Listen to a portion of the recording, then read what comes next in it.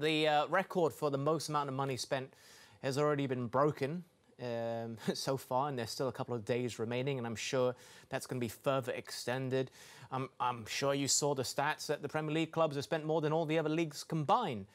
But one area is Chelsea themselves, Martin, and I'm going to get Jody's take on this in just a moment, but they've spent, what is it, 180-ish million pounds already? If they get Fofana in, we're talking, give or take, excluding add-ons, let's just put it at 250. And if they get Anthony Gordon in, which in itself is a slightly puzzling acquisition as well, and how he fits in, talking north of 300 million pounds, Martin. I mean, I'm just thinking, how is this feasible? Well, I don't know how it's feasible, Adam. I must admit, I really don't. But it's certain. Well, it should make the manager's job a wee bit easier then if he's got 300 million pounds worth of players. And so when you say how is it feasible? Do you mean in terms of monetary value, or what are you talking? Well, in terms of financial fair play more than anything else. And by the way, if they get Pierre-Emerick Aubameyang, that could be another 15, 20 million to add on to that as well, before I forget to mention. Absolutely. Yeah. So, yeah, I'm stunned. Absolutely stunned. They're not in yet, I must admit. Would you be fuming if you were a manager at another club at this point in time and you're seeing Chelsea splash this cash?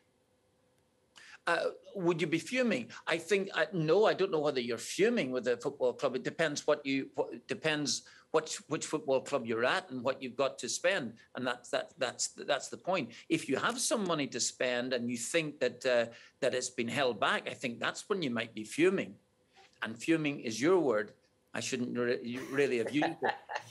But overall, I think there would be frustration if that was the case. But it's a lot of money, I must admit. But I don't know whether Jody agrees with me now. But you know what? There was a time when I thought that 25 million pounds for a player was a great deal. Now I don't even look at the newspaper if somebody tells me they've gone for 55 million. I think, well, you know, he must be okay. You know, that's my view on it now. The market, which I thought wouldn't be anything remotely like this here way back some years ago, has just gone through the roof. Yeah.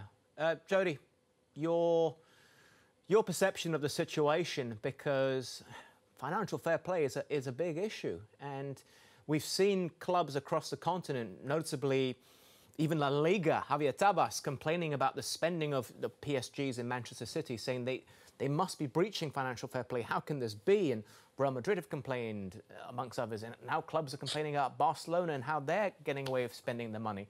Chelsea could potentially spend over 300 million pounds in one transfer window. Yeah, well, I think it's fair to say that the people that have taken over the club got deep pockets. I know that doesn't maybe come into play when you're talking financial fair play, but I'm sure that there's enough astute businessmen upstairs at the football club that are making these decisions that will know that the ramifications that will follow, unless they've got plans to let players go out the door. What I would say is, as far as players are concerned, I mean, I don't think people look at the. I'm with Martin. I don't think people look at the price tag so much, other than maybe people like us that are talking on these type of shows. But I would also say it doesn't guarantee you that you're going to play better. We made a lot of signings in going into our second season at Chelsea, and I don't think we performed to the same levels that we did the year before.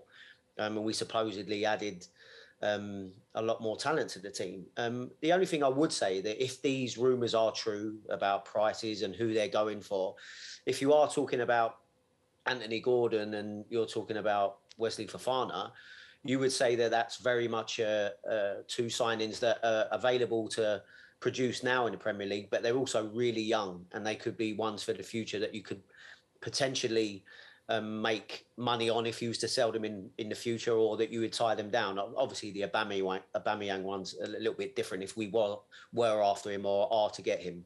But yeah, listen, the money involved, I'm sure there's people that are a lot more qualified than me to talk about finances at football clubs and whether they'll be managing to balance the books. I'm sure that there's enough people that are quite good at that job at doing it. Although we've seen circumstances and instances before where it kind of hasn't been the case. Well, I'm sure you don't need any reminding. Your first season at Chelsea, there was a transfer embargo. So, ramifications and all of that, obviously that was out of your control.